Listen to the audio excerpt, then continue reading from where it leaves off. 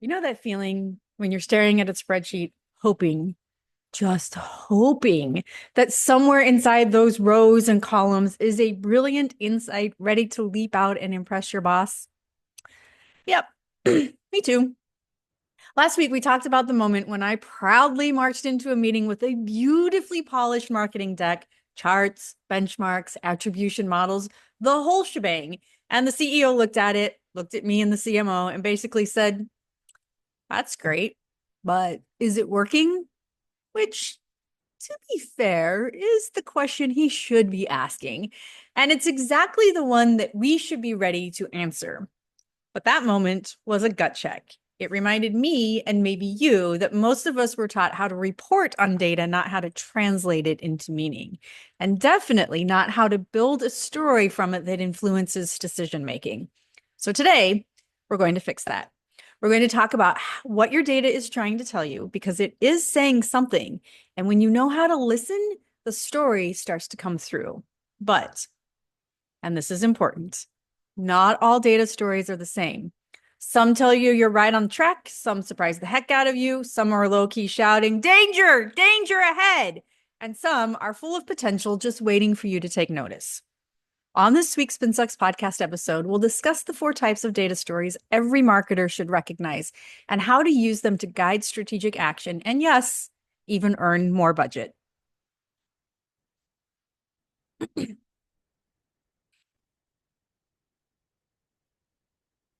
Welcome back to the SpinSucks podcast. I'm Gini Dietrich. Let's start with the 4 types of data stories you should recognize. The first is the confirmation story. This is the story your data tells you when it's giving you a high five. It says, "Yep, that thing you did, solid move. Keep going." Maybe you doubled down on a particular channel and now it's reliably delivering high quality leads. Or maybe you introduced a new nurture sequence and saw your conversion rate tick up just like you predicted. Confirmation stories validate your existing strategy. They tell you you're on the right path. They're reassuring, which is great. But here's the thing. They're not the end of the story. They're the very beginning. Just because something is working doesn't mean you stop analyzing. You still need to ask, should we invest more here? Is there room to scale? Is this still aligned with our overall goals? Think of confirmation stories as the "you're not crazy" moments. They're not flashy, but they build trust, especially with executives who need to see that you're making smart bets with their money. Then we have the revelation story, which is my personal favorite. This is the plot twist. It's the surprise. It's the data equivalent of, wait a second, what just happened? A revelation story happens when your data shows you something you didn't expect. Maybe a campaign unexpectedly takes off in a market you weren't targeting, or a social post you threw together in 5 minutes is now your top performer for the quarter, because of course it is. These stories are pure gold, but they're also where things get risky because revelation without action is just trivia. You have to dig in and ask, why did this happen? What's the signal here? Is this a one-off or is it pointing to a bigger shift in behavior? Should I only spend 5 minutes putting together posts instead of 3 hours? Probably so. When you bring a revelation story to the table, especially one with a clear recommendation attached, it shows that you're not just paying attention, you're adapting.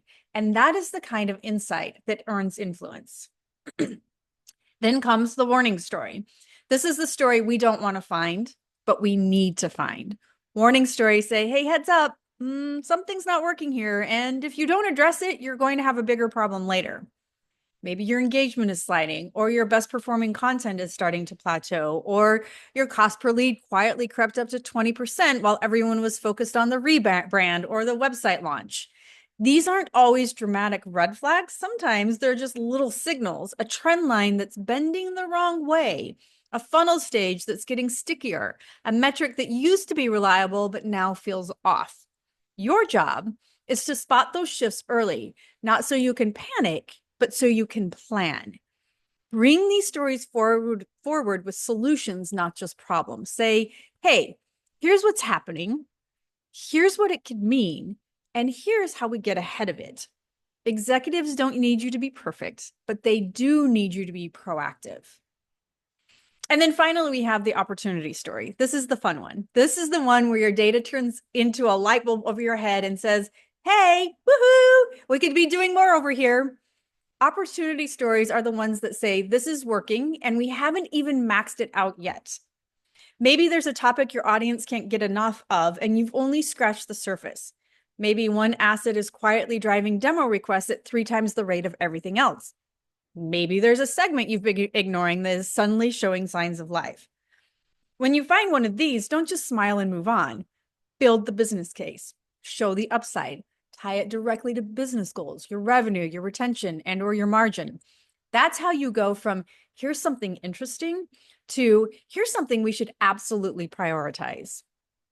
So to help you remember each of these, I put together a quick cheat sheet. Are you ready? Confirmation says, keep going. That's awesome. Revelation says, we might want to rethink this. Warning says, fix this before it becomes a bigger problem. And opportunity says, double down. Every piece of data you touch tells one of these stories. The key is knowing which one and then using it to drive action. Because remember, metrics don't move people, stories do. So now that you have a handle on the 4 types of data stories, confirmation, revelation, warning, and opportunity, you can start to see your metrics for what they really are. Signals. Signals of what's working, what's changing, what needs attention, and what's worth chasing. But recognizing the story is just the first step. The real power comes from what you do with it. In just a minute, I will help you get there. We'll talk about how to take those stories and connect them directly to the things your executives actually care about. Things like revenue, retention, and whether or not they can justify giving you more budget. Spoiler alert, yes, they can. I'll be right back.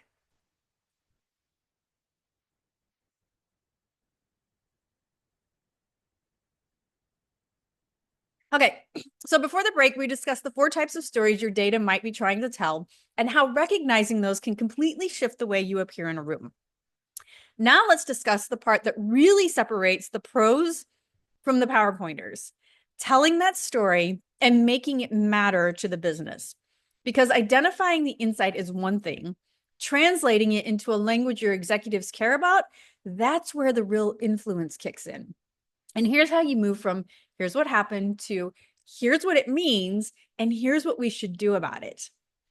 Once you know what kind of story your data is telling, again, it's confirmation, revelation, warning, or opportunity, the next step is translating that story into something the business actually cares about. And I say this with all the love in the world. Our click-through rate improved by 14% is not a thing. Because what leadership actually wants to know is, are we making progress toward our goals? What decisions do we need to make right now? Is this worth the money we're spending? And is there anywhere we can save money without blowing everything up? So yes, metrics are useful, but only when you give them meaning. This is where what you learned from a toddler becomes helpful. But instead of asking why 1,700 million gazillion times in a row, ask, so what? For every data point you review, ask yourself, so what? What does this metric tell us about our strategy, our audience, and or our spend? If it doesn't answer a business question or lead to a decision, it probably doesn't belong in your presentation deck. Let's take an example. Let's say your social engagement rate has gone up by 12%. Cool. But so what? Did that engagement lead to more downloads? Did it lead to more traffic to key product pages? Is there a bump in lead quality? Or is it just more people liking your memes that you spent 5 minutes putting together? If it's the latter, that's still useful. You need to know that, but it's not strategic. Unless, of course, you turn it into something strategic by connecting it to bigger outcomes. What you're really trying to do here is move from what happened to what it means. Because executives don't want the play-by-play. They want the highlight reel with commentary and maybe even some color commentary. They want to know what changed, why did it change, and what should we do about it? And if you really want to level up, help them understand causality, not just correlation. So let me explain. Let's say your website traffic jumped right after a big story was published. That's correlation, right? But if you can show that the people who came to the website from that story moved through the funnel faster or converted at a higher rate or had bigger deal sizes, that's causality. That's insight. That's budget earning storytelling right there. Now, to be fair, causality isn't always easy to prove. Sometimes all you have is a strong directional signal and a decent hypothesis, and that's okay. I love to say to clients, we have a hypothesis or we have a theory that we want to test out. Are you okay if we do that? Of course, they always want to know what it is, and then they almost always say yes. The key is to show you've thought it through and that you're not just grabbing the nearest stat and hoping it lands. Because when you can walk into the room and say, this is what we're seeing, here's what we think is driving it, and here's how we'd recommend responding, that's when you stop being the person who pulls the reports and start being the person who shapes the strategy. Let me walk you through 47 slides is not a story. It's a hostage situation. Think of it from your own perspective. If you're going to sit in a presentation and the person has 47 slides or 60 slides, you just want to crawl under the desk and die, right? And sometimes, as Meredith D'Agostino pointed out last week in the Spin Sucks community, sometimes all you have is one slide to tell your story, not 47, not 20, not even 5, just one. The next step then is to package it in a way that makes people care and in a way they want to see it. This is where most marketing reports fall apart, not because the work isn't good, not because the results aren't solid, but because the story is buried under a mountain of metrics, a sea of slides, and a whole lot of, look what we just did, instead of, here's what you need to know. So here's the golden rule of data storytelling. Start with the business question, not the spreadsheet. So before you open PowerPoint or Keynote or Google Slides or Word or even Excel or Google Sheets or whatever flavor reporting torture you're into, ask yourself, what decision is this meant to inform? What questions are they already asking out loud or silently? And remember, last week we discussed the questions execs are likely thinking, but not necessarily asking out loud. And what part of the business do they care about most right now? That's your starting point, not the campaign timeline, not the click-through rate trend line, not the UTM parameters, the business question. Once you have that, you can structure your story into 3 acts. Are you ready? Act 1, you're going to set the stage. Give them enough context to care. What's the goal? What's the environment? What changed recently that makes this data relevant? I sit on the board of an organization that starts every board meeting this way. The co-founder does an analysis of the industry, its trends, and how it might affect their goals, especially in the quarter forthcoming.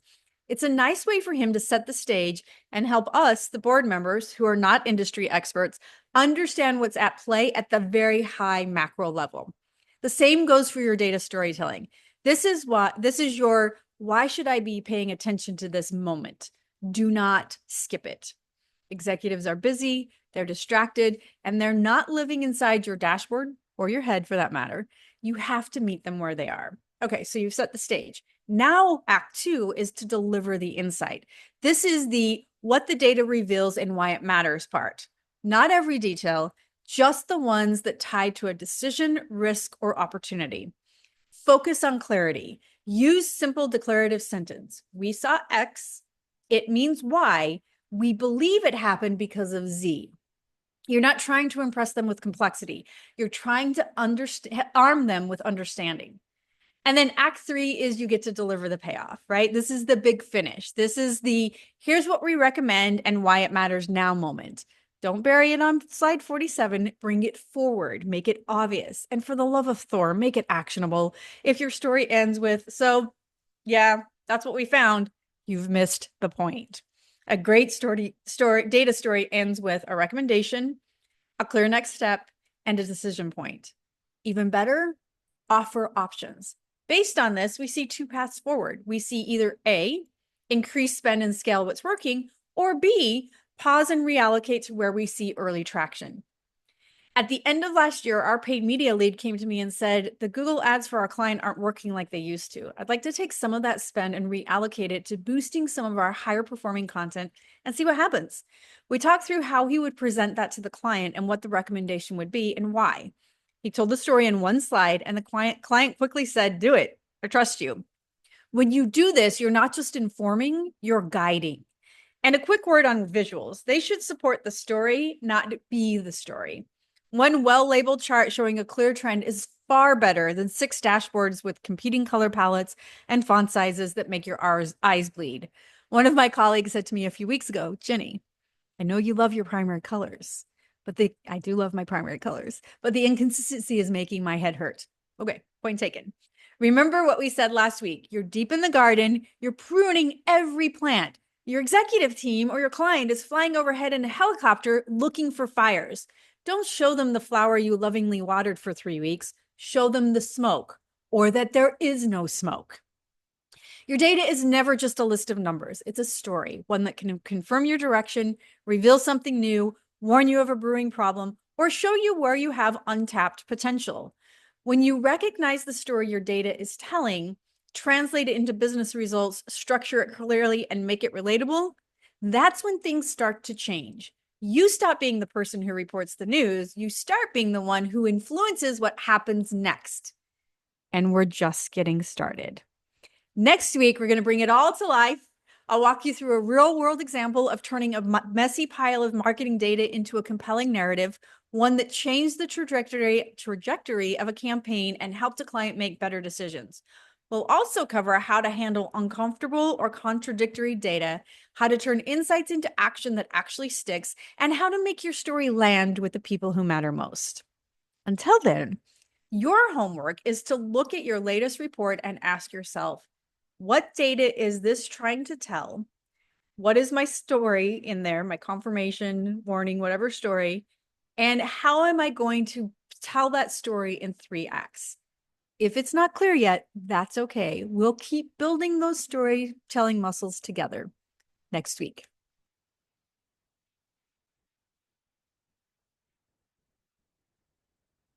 If you want to learn more about data storytelling, join us in the SpinSucks community. It's a great place to get advice, brainstorm ideas, and build real relationships with your peers. You can find us at spinsucks.com/spin-sucks-community. That's spinsucks.com/spin-sucks-community. I hope to see you there. And if not, I'll see you right back here next week.